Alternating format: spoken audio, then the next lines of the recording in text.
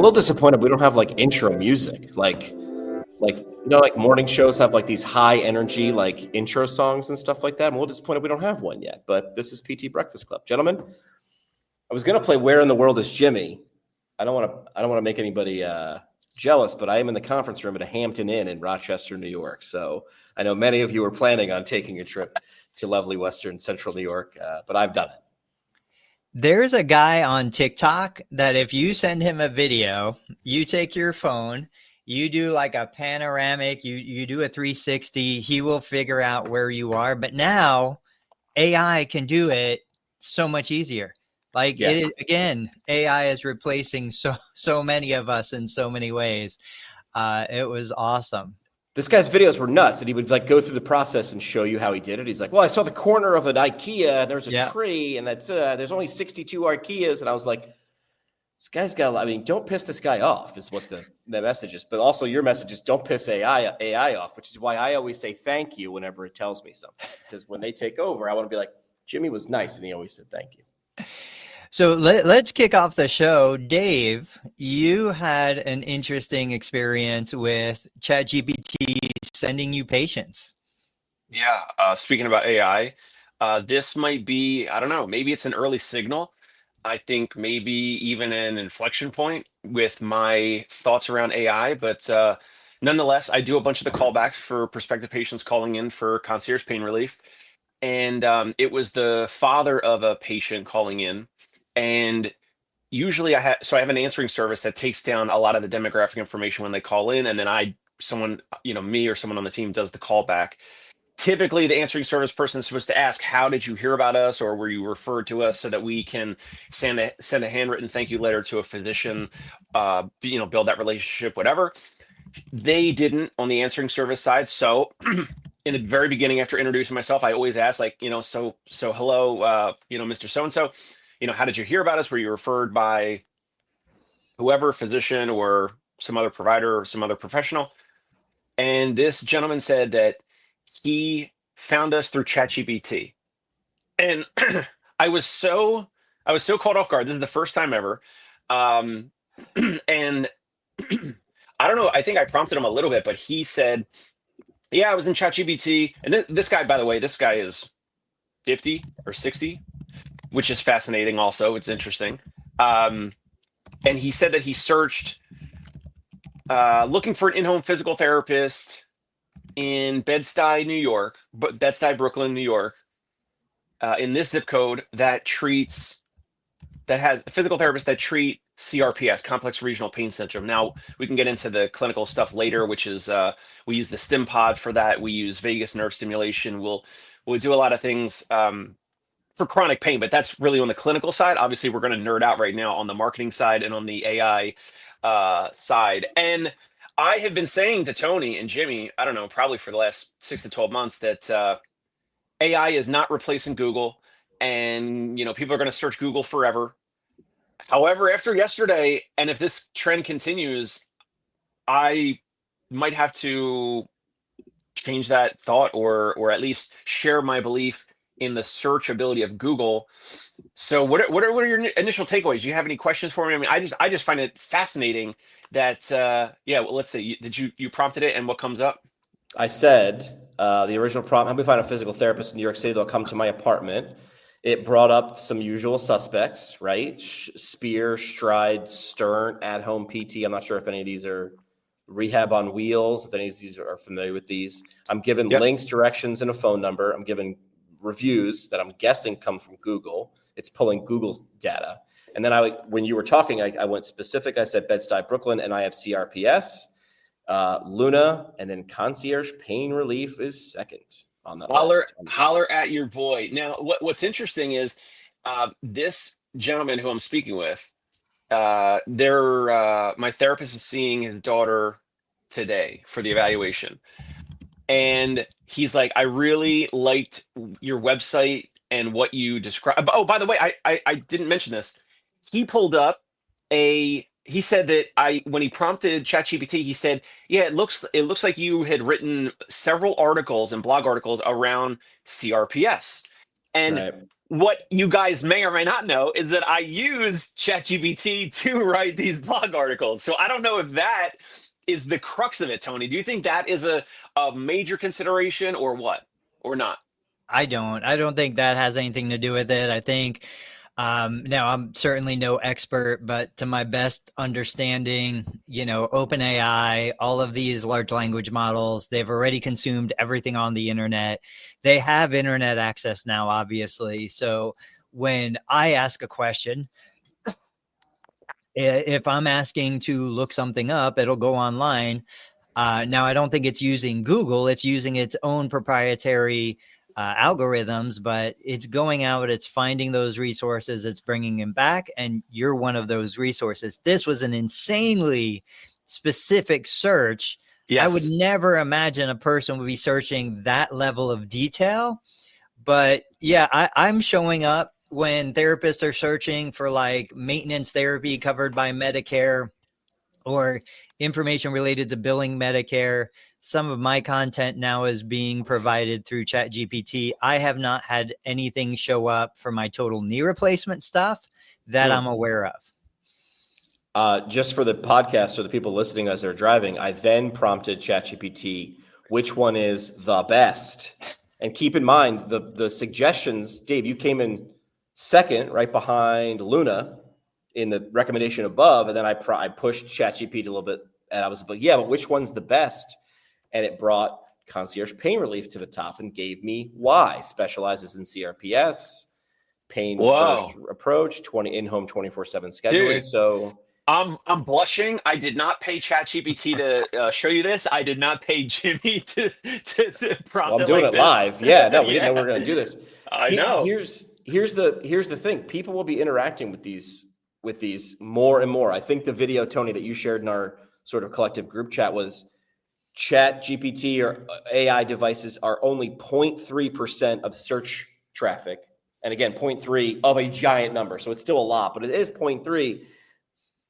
But what percentage of search traffic was Yellow Pages 20 years ago? And what percentage was Google? And that shifted.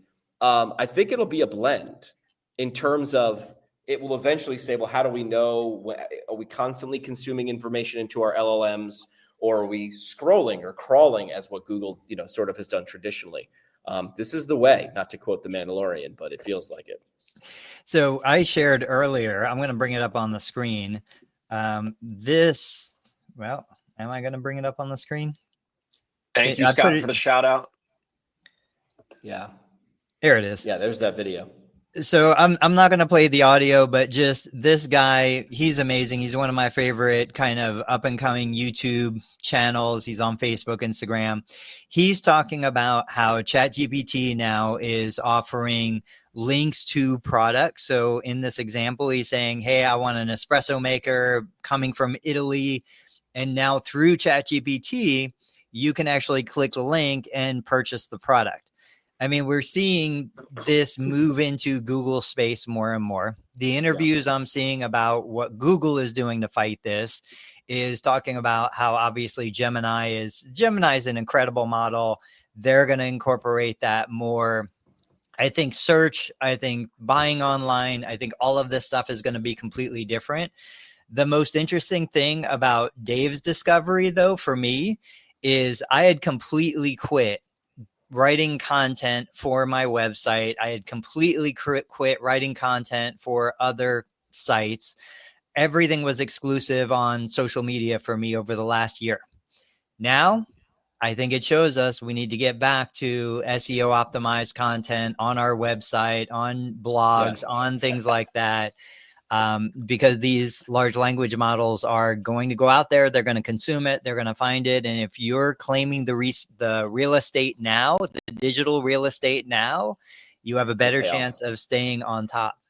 See, that's the funny part. At least I'm not crazy, which is this guy's video, the one that we're playing here. Now, keep in mind, I went to that link that he shared very quickly, by the way. It wasn't in the comments of that video. So I had to freeze frame it and go.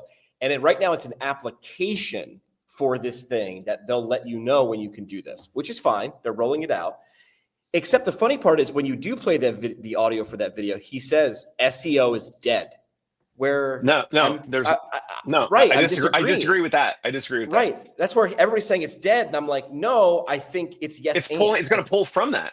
Well, Right. I think At it's least in him the just beginning. getting Sure. conversation going. It's Sure, the sure, way sure. SEO used to be done. It's Right. dead. And that's New fine. SEO is on the horizon. Correct. You know, I had a conversation with someone, I won't say who it is, but they're pretty higher up with a large physical therapy professional organization, if you will. And the question was, because I was playing with AI early, again, I was batting around a ball of yarn like a kitten, just trying to figure this thing out. And the question was, Jimmy, when someone searches a question about something that physical therapists treat, how do we make sure we're the answer? And my response was, you need to actually be the answer in terms of, hey, if this person has that problem, how do I pop up? And I was like, you can't game this, for lack of a better term, like you might have been able to in early Google, like with SEO and keyword. I'm like, you need to be the answer, be consistent. And I think the message is you still, the more frequently and better you communicate it, the more you rise to the top. Dave, how long has your practice been around in New York City? Like 6 years. And what's at the highest number? How many employees or people did you have working with you? 11 independent contractors pre-COVID, but they were all different levels of right patient caseload. But you were the answer when I asked this thing, who would be the best at this thing in this place? And now we can work backwards and reverse engineer how Dave popped up. But the answer is probably a mix of you said it over and over again, and you shared information. And we can try to game that system all we want, but I think that stays true. Couple more thoughts on this real quick around the Craig, thank you so much.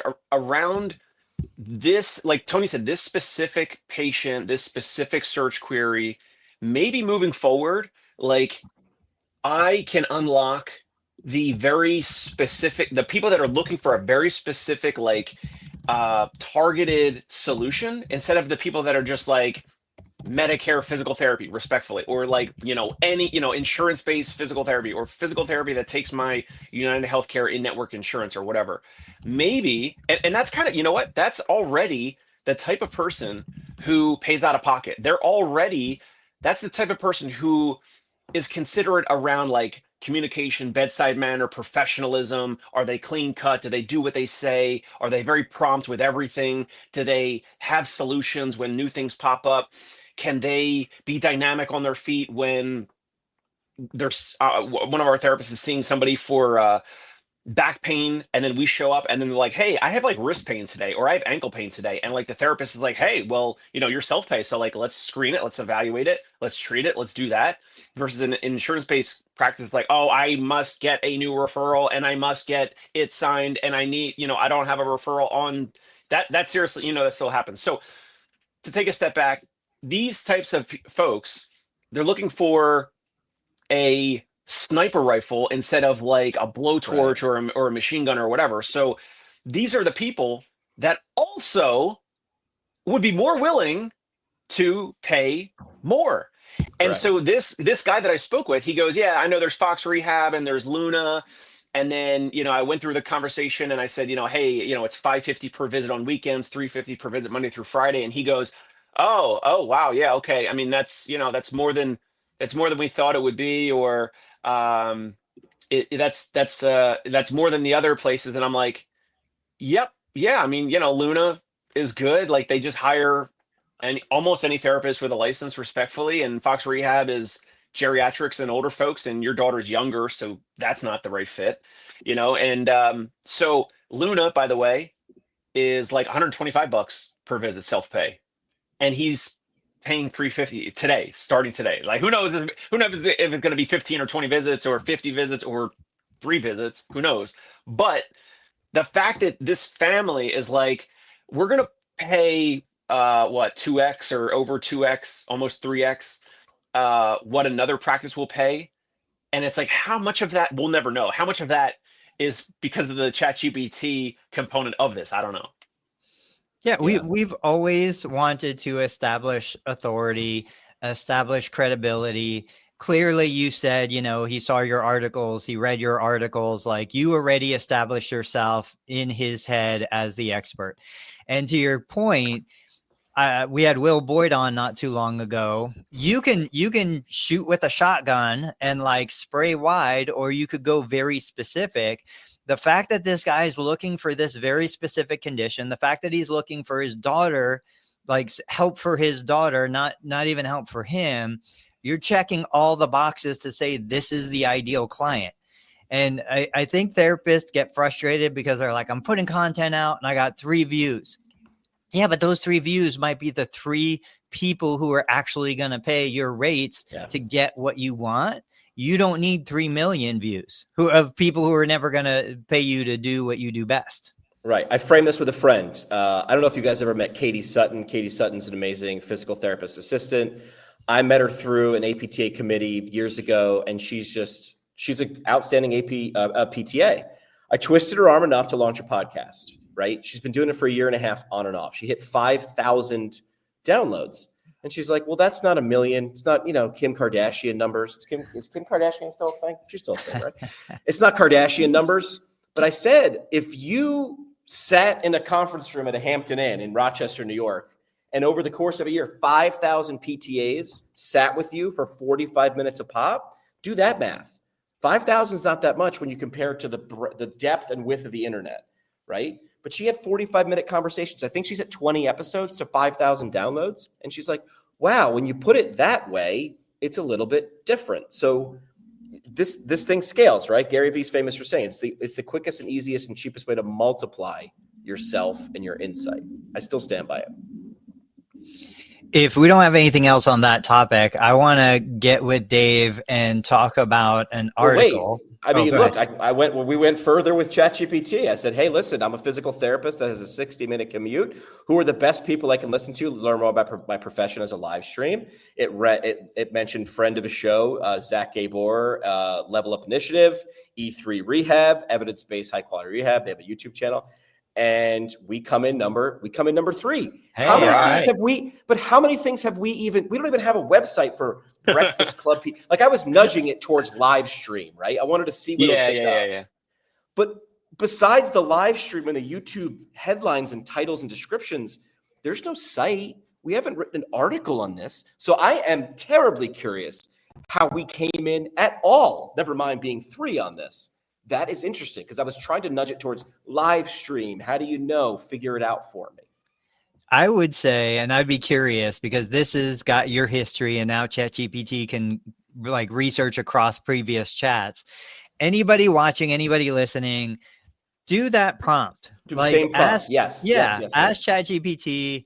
You're a physical therapist. What did you say exactly? Yeah, I'm gonna put it in the comments because I would love an exact apples to apples. Steal this prompt. If you're watching or listening, this is your homework or your day work. We need you to do this work before your actual work today. Yeah, this is more important, guys. I want to know what ChatGPT is saying on this. So copy paste that exact prompt. If I'm a physical therapist that has a 60-minute commute, who's the best people? I grammatically did that great. Sorry. Who are the best people I can listen to learn more about my profession? I specifically didn't say clinical practice, business. I wanted to be like, hey, like just what do you got for me? Kill my boredom for 60 minutes. I'm curious and very, very intrigued what it says, not through my search history on ChatGPT. It's a good point, Tony. All right. So before we go live, I do research. I go to Google, I go to ChatGPT. I'm like physical therapy news and I read the headlines. Usually there's not a whole lot to talk about. This article came up. And so every now and then we hear this, was a Santa Monica physical therapist accused of sexually assaulting a client. Now, I mean, we have no idea. It doesn't tell us details in the article. It says April 17th for 1 count of sexual battery. My question is, and this always kind of comes up. So in my physical therapy clinic, we would generally never have a PT by him or herself with a patient and nobody else around. Right. But in mobile outpatient, in home health, like we've got this constantly. Yeah. And when I try to wrap my brain around this, I know so many mobile therapists that want to do manual therapy. You're in the house.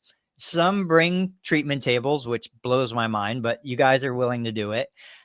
how do you manage the risk of like touching people, getting into these intimate spaces, doing these things with, hey, I don't want to get accused of something that I had no intention of? Dave, you're the key to this puzzle. What do you do? What do your people do? I mean, it's a delicate conversation. So if I'm speaking to a prospective patient, I always we'll mention things like, all right, well, our therapists are in the subway most of the time, or they're on like e-scooters or whatever. So like we're not bringing a treatment table. We do share like an Amazon link to like a Sierra Comfort table. If you want to buy one, it's like $150 or whatever. And we literally have this conversation. It doesn't. I think I have a conversation. Maybe I shouldn't. Maybe I should have it pretty much with every female. And typically I think we do with females and Dave, with Dave, it's 2025. Female, male, both is everything. Well, I'm telling you what I actually do. And so we definitely we communicate it more with the females, because I want to make sure that they're very comfortable, because right now most of my therapists are male therapists. I just want to make sure, hey, depending on what you have going on, if it's this ankle, if it's low back pain, sciatica, whatever it is, here's what we do. We don't bring a treatment table. We can treat you on your couch, your chaise lounge. It could be on a yoga mat, on your carpeted floor. If you are able to get down to the floor, it depends on the person's situation. It could be in your bed or guest bed. If you're comfortable with that, obviously I want you and my therapist to speak about that even before you guys book the visit or before the therapist gets there. It always helps if the patient or client has a spouse or a family member or a son or daughter, someone else there in the apartment, just to make sure that everyone's comfortable. But we absolutely discuss this ahead of time. I think it comes off to them that we're experienced, we're consummate professionals. This is a consideration for us. We know it's a consideration for our clients. We want to make sure our clients have a great experience. But the thing is, most of the time, Tony, is they're already, like you said before, they're already kind of warmed up because they've seen our Google reviews, or they've been on our website, or they got referred to us by a physician that they trust or whatever. So luckily it's never been an issue, because maybe we confront it, we talk about it, and we will never say, oh, let's do manual therapy on your bed, unless we've already discussed it, and the patient or client, regardless of gender or age or whatever, that they've already approved it and they're okay with that. Historically, this was 5-6 something years ago, I had like a younger patient, and we just put padded dining room chairs together. Like we just put them together like 3 in a row, and like the young female laid on that so that I could do manual therapy, traction on her cervical spine. So there's ways around not even entering the bedroom or not even using a bed, but this is just part of what we do. Like we over communicate. Like we want to spend as much time on the phone as we need to, and then that way all of the visits are smooth. And I don't know. But then also with therapists, like I could have hired a therapist in the past that could have done this type of stuff or had these types of allegations. We try to fight against that as much as possible on the front end with the rigorous interview process and checking references and all that. But unfortunately, I guess it still could happen. Yeah. Jimmy, what do you remember anything from school about, like, did you guys discuss? Yeah, obviously you remember draping, but I know when I have a student, if I'm functioning as a CI, I try to talk to them about all of this, even to the point of, if I have a bunch of high school kids in here and I've got males and females, I am like acutely aware of, okay, if you're going to do a deadlift, which way are you facing? Which way are you turning? If I'm going to put you on a treatment table, where are you going to be? Which way are your legs pointing? Like it's all consuming almost, to the point where I am never going to put myself in a vulnerable position. Do you remember anyone talking about that? Well, I remember my last clinical setting was in pediatrics before I left to go non-clinical. And I just remembered it was a great environment. But whenever I needed to do anything where maybe a patient had their shirt off, I didn't want to be in a general room, but I always I lucked out. There was always like other PTs around. I was the only guy. So I was very acutely aware of these things. And I would always just grab another PT, like, do you mind hanging out in here? Because to me, it's can be awkward, as all the situations you remembered. For me, it was kids. And I was like, I have to be triple diligent for any of those things. Because if a kid just says, well, that happened, how am I supposed to respond? So I always had one, if not two other people in the room. Plus, I was such a junior PT compared to the females I was working with. 90% of the time I was like, am I doing this right? Just check what I'm doing here, or make sure I'm doing the best thing possible. But yes, I remember draping and that coming up in school and just being like, you need to be paying attention to these things that you might have overlooked in the past, because now you are in charge and responsible. We shared an image a couple weeks back of physical therapy clinics, and in the prerequisite, they all had to look the same. Beige. I just did a Google image search for physical therapy stock images because I knew what was going to come up. And of course, every single one of these images is a physical therapist touching another human. And Dave knows, like, I will do manual therapy. I'll rub your back. I'll do the things that need to be done to bribe you to keep coming, just like many physical therapists will do.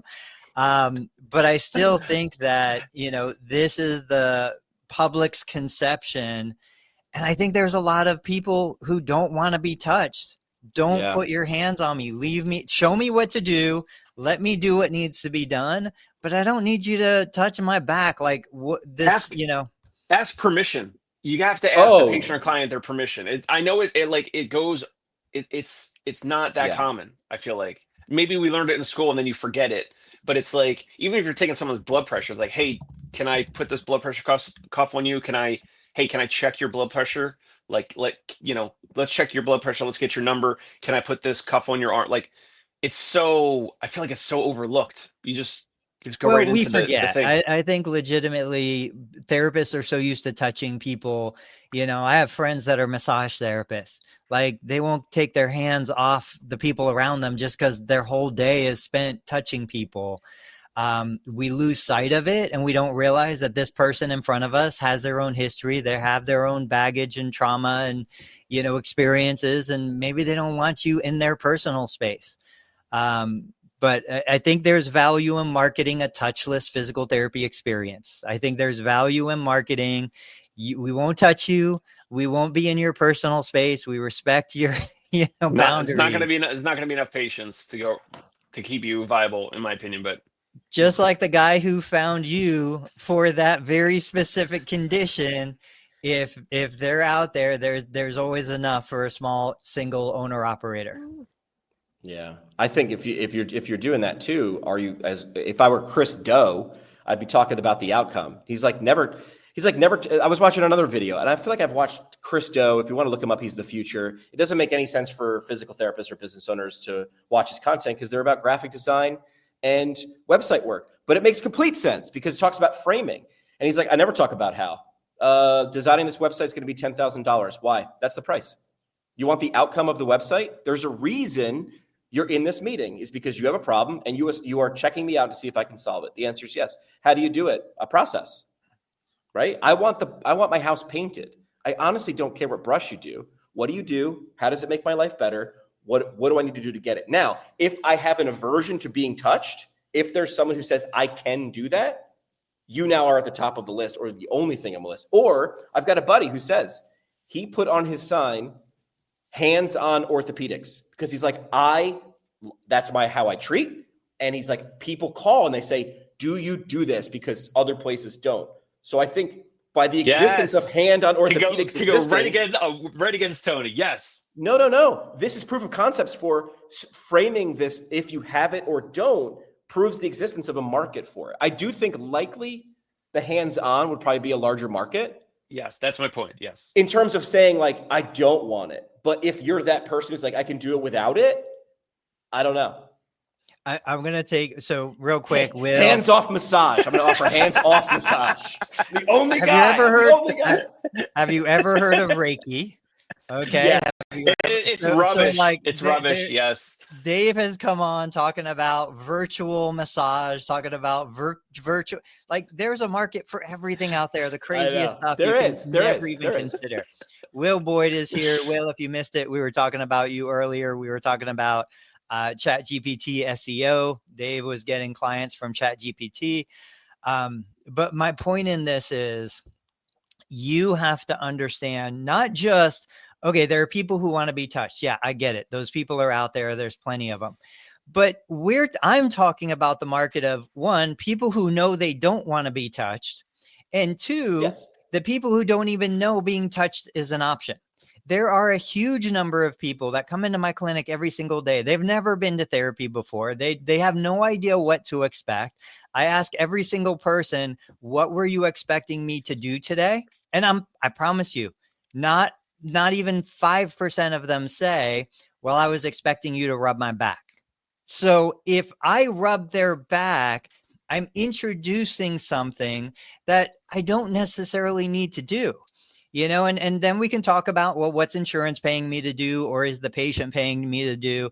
I shared a post the other day. Hey man, if you want to pay me to rub your back, $50 a unit, I will rub your back for $50 a unit.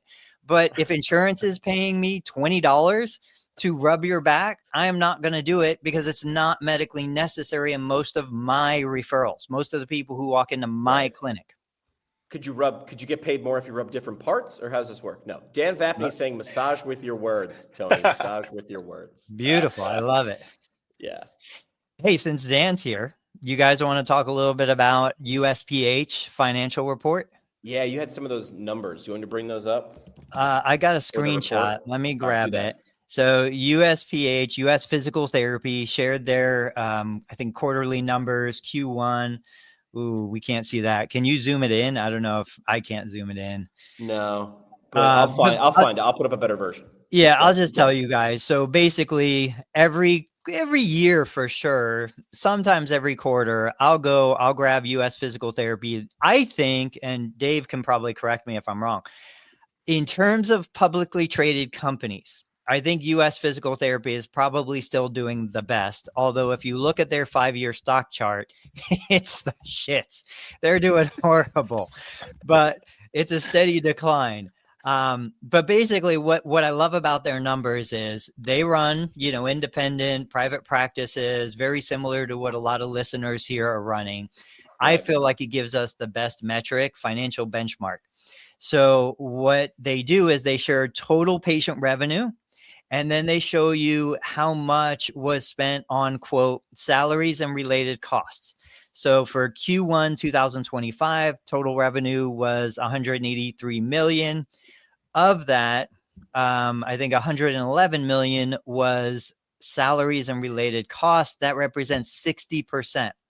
So 60% of revenue went to paying salaries. Now, I don't know if that's just clinical salaries. I would imagine it includes administrative salaries and anything else. About 18.5% went to covering rent, supplies, and contract labor, and then a little bit for depreciation and clinic closures. But I had shared a post, and I'm curious to hear what you guys see for this. If I'm going to risk hiring a physical therapist for $100,000+ a year, that's my out-of-pocket risk because I'm pretty much committed to probably a year's salary. Sure. What is my potential upside? What is the return on that risk? Because if it's not double, triple, quadruple, I don't know that I want to put that risk out there.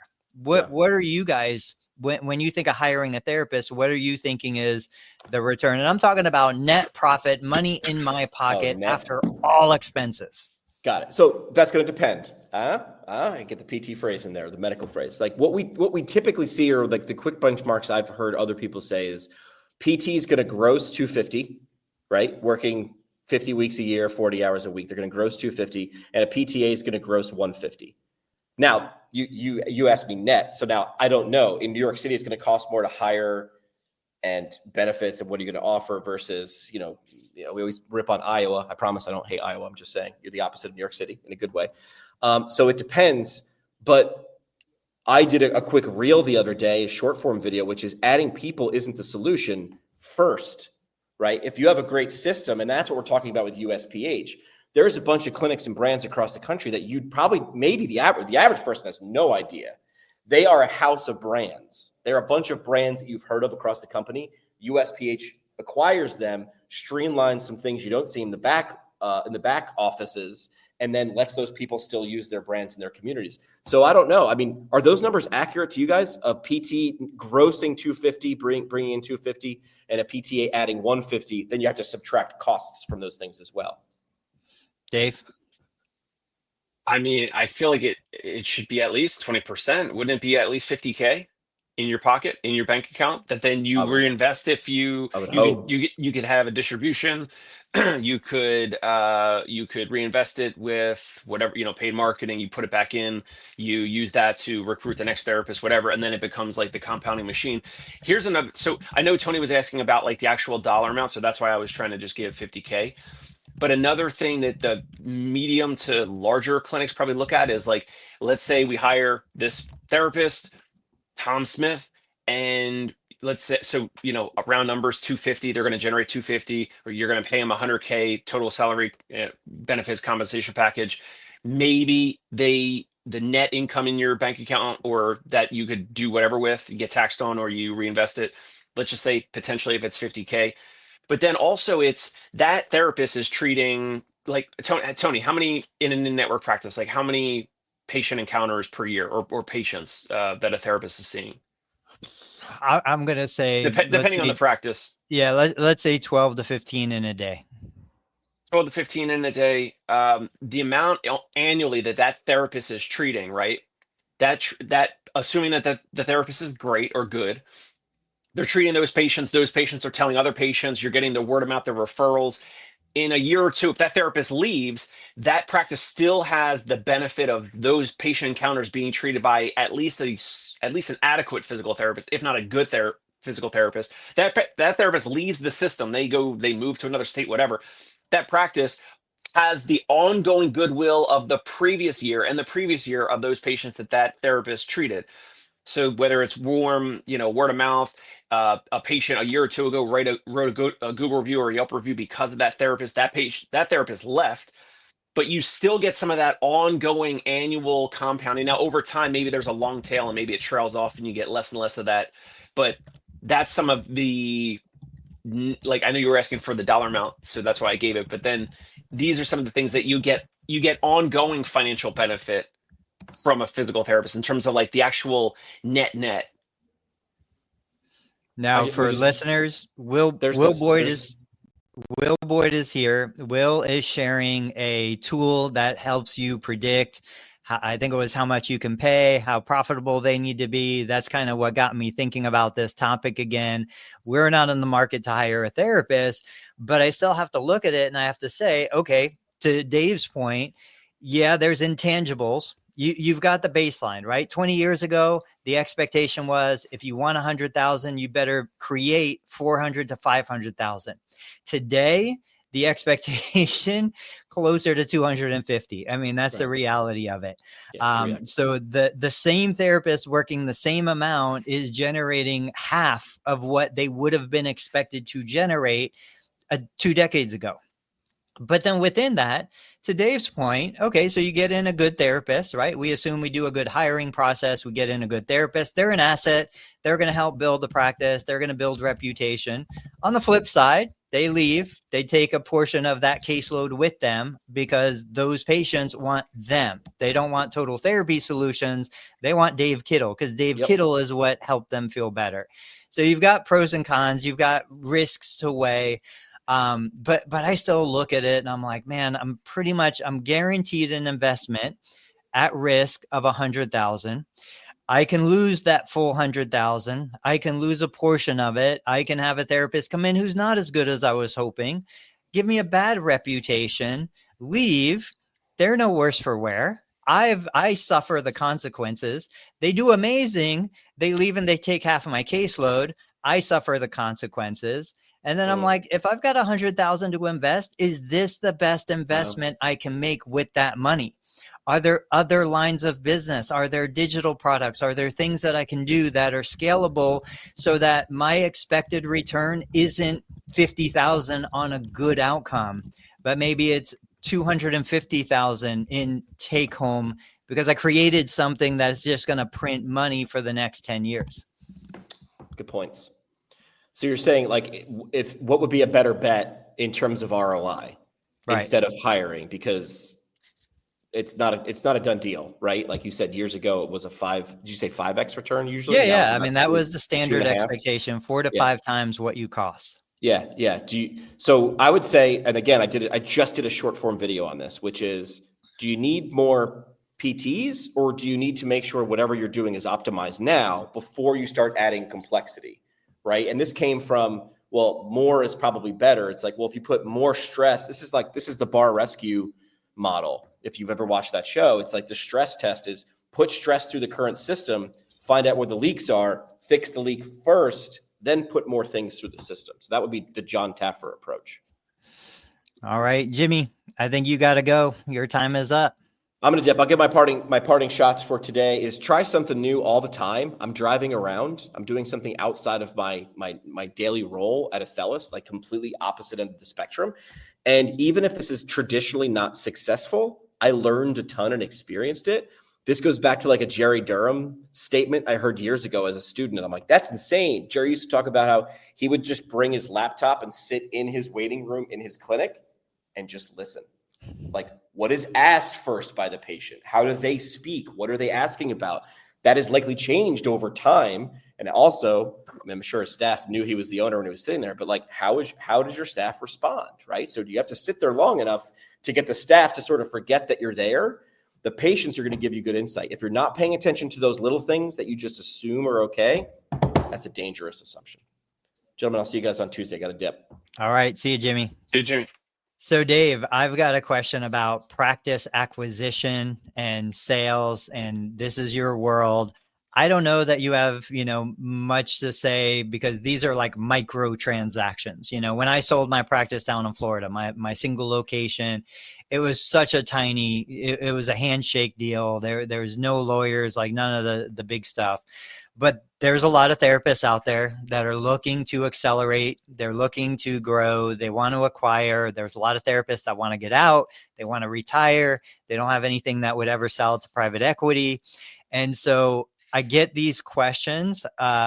Two of the big ones that therapists are asking me, they're like, Tony, how do I value how do I come to a price? What am I actually buying?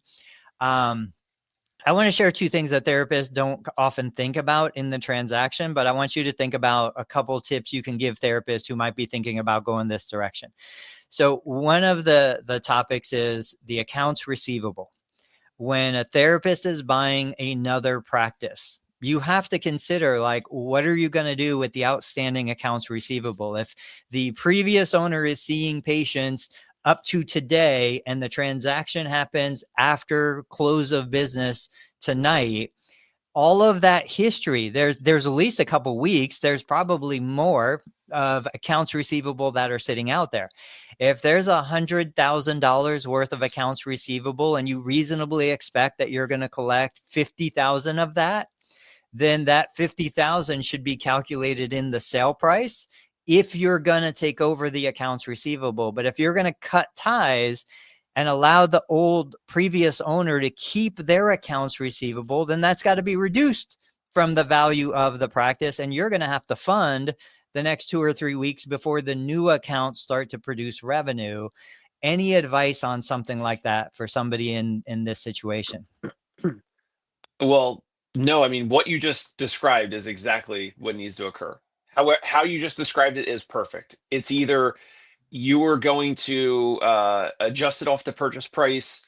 So if the owner is going to be taking the accounts receivable from today for the next 30 days or 60 days or whatever till the actual date, closing date, that all needs to be discussed ahead of time. So it's all factored into the deal. So it's either coming off the purchase price or you're paying extra. But if it comes off the purchase price, then yes, then you need to have, as the owner, some other cash in a separate bank account to fund the payroll or the rent or whatever it is, all the other utilities or overhead and everything, to bridge that gap. It's very, I think it muddies. It's only a muddied water a little bit because of the delay in healthcare payment and reimbursement.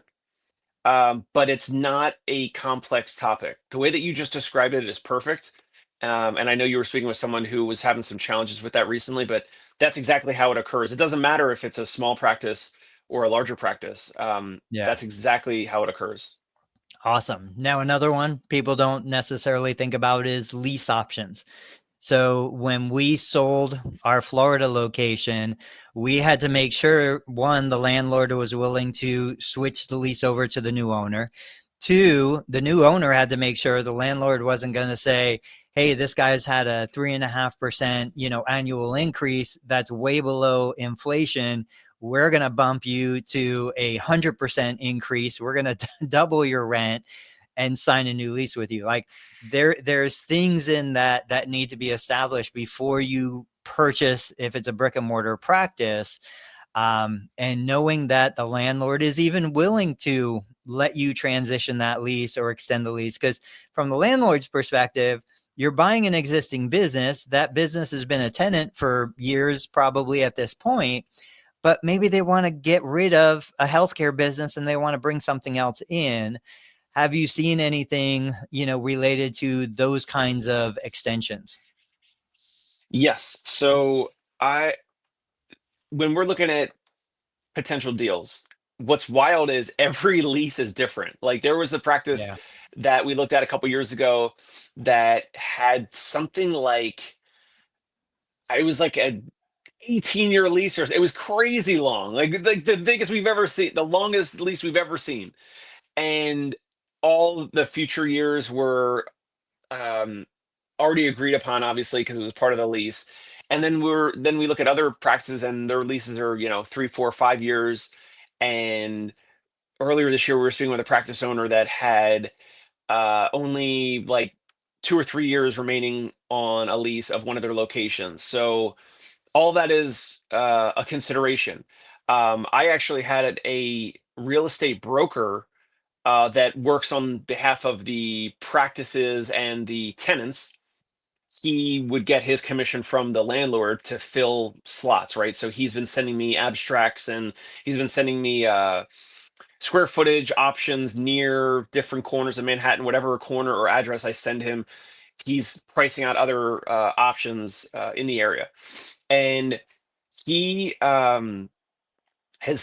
he's described like the differences, and also the thing to consider is that sometimes these landlords are like, oh yeah, like you said, Tony, we got a new buyer, a new physical therapy buyer. They don't know who we are or who you are, who's the buyer, but they could smell, the money and think, oh well, there's this new buyer. So you're right, maybe they want to jack up um the rent on us if we don't do the change of ownership properly, if we don't have that documented in a contract and all of that. uh, Even if the practice has 5 more years on the lease, like there needs to be some change of ownership clause or something that's hopefully in the original contract.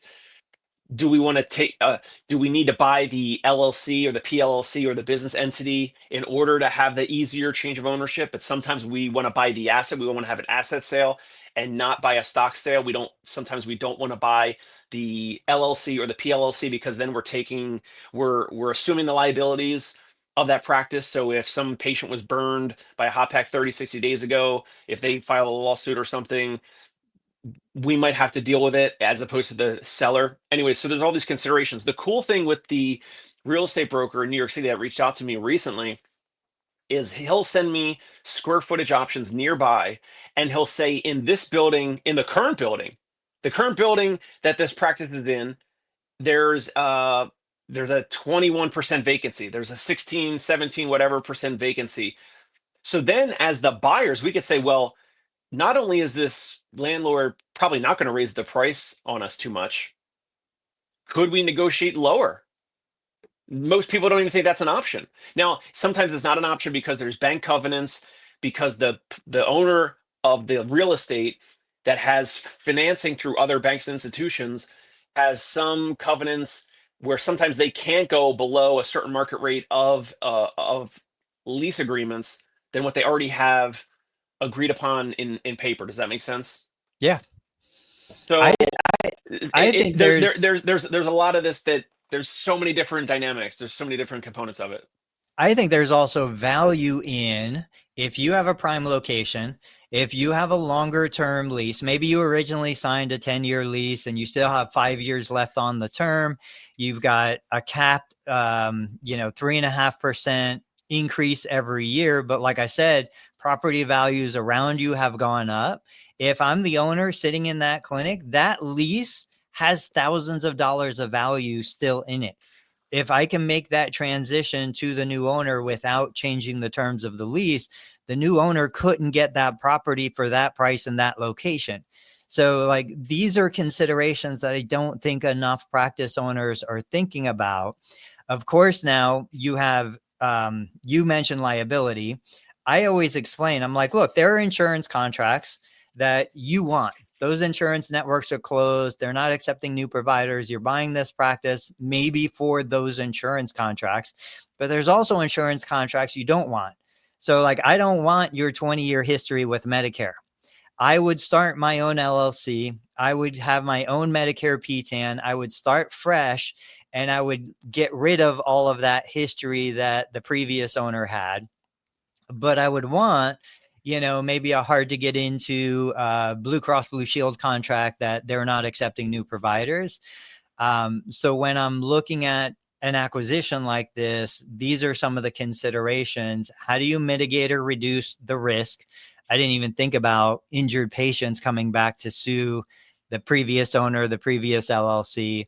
How do I reduce, a 10-year look back period on Federal False Claims Act? Like, all of this baggage of healthcare, we want to wipe that stuff out.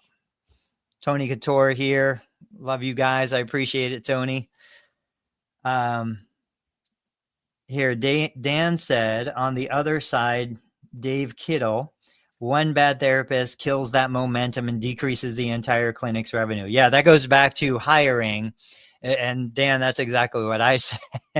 I said, I think they could do a lot more damage than growth. And if they do growth, they usually want to take those patients with them.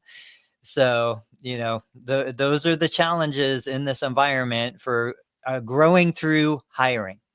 Well, I commented back to Dan Vatme on the LinkedIn live video, and I said, right, but I said, Dan, that's why our meaning us, and hopefully I'm sure his as well, because he's got a great practice. That's why our recruiting and hiring process needs to be dialed in to identify great candidates with soft skills, clinical skills, therapists who are coachable, and whose the therapist core values match our core values. And you only find that out in the interviewing and hiring process. And that's why we have maybe a more robust or exhaustive interview process than other practices, and phone screen and a 60-minute interview where we're finding out, like, hey, Tony, tell me about a time when, and that type of stuff. So we get to know the person. That's the first hour on a Zoom, or it's in person. And then the next hour part of the interview is Tony, the therapist is evaluating me, and I'm giving you a fake case, and you're going to evaluate me and treat me and all that. And so, of course, then we're doing reference checks and having them fill out a work history form and all that. But a couple extra steps go a long way, in my opinion, for interviewing and hiring. Hire slow, fire fast, Dan says. Absolutely. So before we wrap up the show, any other little nuggets of advice for smaller independent providers who are thinking about buying out another small, long-standing independent provider? Yes, thank you for this. Thank you for the question. Hire an M&A attorney. The practice I was telling you about a couple years ago in Brooklyn, with the crazy long lease. That was like one of the most appealing things from it, is that the lease was a really long lease. And I think the landlord was a nearby orthopedic surgeon. So it's kind of like there's multiple good juju, good, potential good stuff going on that's all legal and kosher, whatever. But I spent $15,000 out of pocket on legal fees, and the deal fell through because we found out that the practice was not as good as we thought it was. The owner, leading up to, as we were getting into more and more serious due diligence and talks, the owner was funding payroll out of his own pocket, and also decided to not tell us that was actually happening as I'm paying lawyers to draft up, purchase agreements and, check if there's any liens against him personally or the business, all the other stuff. So please hire an M&A attorney. I don't care if you're going to buy a practice for 600 grand or whatever. Like, hire an attorney, pay a couple $1,000. Maybe you can use ChatGPT to draft up a bunch of the documents and then pay the lawyers to have them review them. Although many of the lawyers will say, we don't want to review these because we didn't write them. So it's like, it depends on the lawyer. Yeah. But please hire counsel. Do not do one of these deals on your own. Do not listen to Tony. That was another time in the world when Tony was doing a handshake deal. I don't care. I mean, you're rolling the dice. Just please hire an attorney for all of this, to look over the lease, the change of ownership, to look over, to actually draft a sales agreement, sales purchase agreement, as well as an employment agreement. If that owner is going to help with the transition, you're going to pay them hourly, you're going to pay them salary. Are they going to treat patients? Are they going to do billing stuff? Are they going to help you do, weekly team meetings to kind of, ease the transition, like whatever they're going to do, like that's a separate agreement. If it's in-network contracts, like have the lawyer look over the in-network contracts, although that sucks because the in-network contracts sometimes are dozens and dozens of ridiculous pages that they're going to pay you, or they're going to charge you to look at these ridiculously long in-network contracts that just are mostly rubbish at this point. But please hire an attorney. Don't go the cheap, don't skimp, don't go the cheap route. All right, that was awesome. I want to say that's your parting shot. I'm going to share a quote from Warren Buffett that I heard recently that I love. Quote, "Great businesses are bought, not sold. Great businesses are bought, not sold." So if, it took me a long time to think about this, but my understanding of that is, like, nobody is going to sell a great business. A great business is going to stay in your portfolio. It's going to put money in your bank account. It's going to provide financial security. But great businesses are bought, not sold. If you're going to buy something, it's going to be expensive. It's going to be hard. You have to invest money, hire the attorney, do it right. All right, guys. Tuesday, Thursday morning, 8:30 Eastern. Come back and watch us. Dave, next week, I want to talk about Cleveland Clinic is requiring patients to pay their copay before they let them schedule. I wonder if therapists in private practice should be doing the same. Let's talk about it next week, guys. Have an amazing weekend.